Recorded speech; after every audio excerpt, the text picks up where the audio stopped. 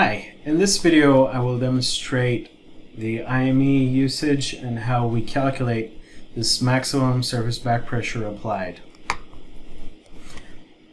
So in this video we're starting with the 12¼ inch well section. We're going to run the IME. The well depth is 7,000 feet TBD. And the IME we will circulate at 500 gallons per minute. The LOT at shoe is 16 pounds per gallon. The RCD limit is 1000 psi. The circulating back pressure limit is 100 psi. The connection back pressure is 600 psi.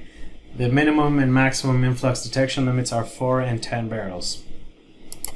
In the pre-influx graph we can see what this looks like. We can zoom out. So we see the green zone, the yellow zone, the orange zone, and the red zone. We can see that the connection back pressure already exceeds our LOT, and that is because maximum surface back pressure applied is the dynamic limit, and that is 598 psi. So if we run it with this number, we might get some errors, and I'll explain why this number is important. When we calculate the maximum allowable annular surface pressure, we see that this number is actually it should be about 610 psi.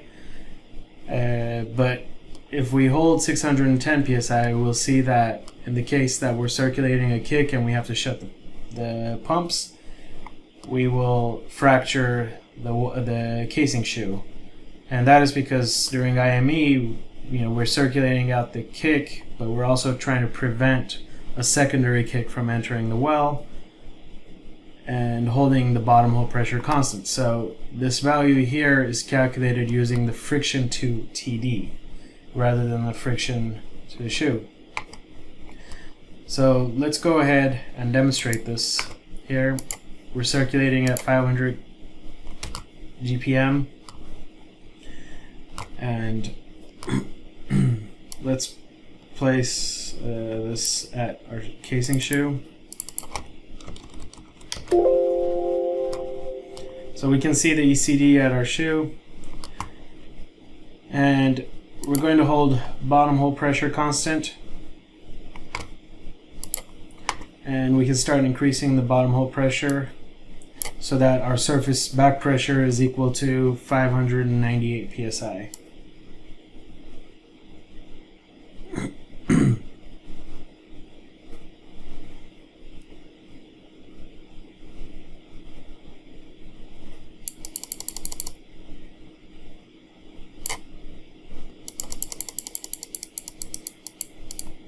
So at 598 psi,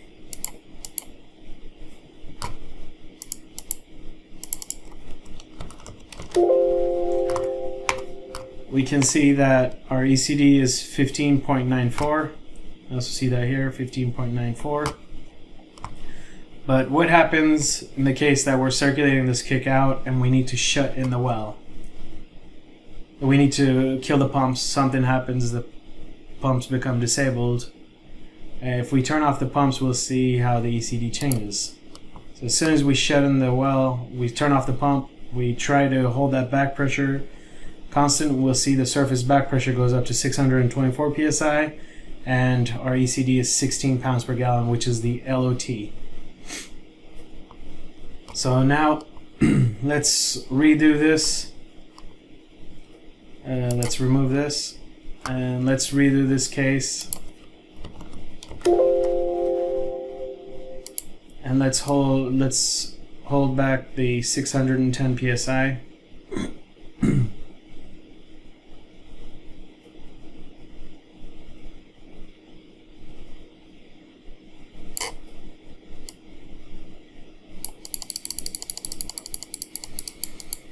So if we hold 610 psi, we see that our ECD is already at 16 pounds per gallon. And if we shut our pumps down, we see that the ECD is 16.06, and that will definitely fracture the shoe.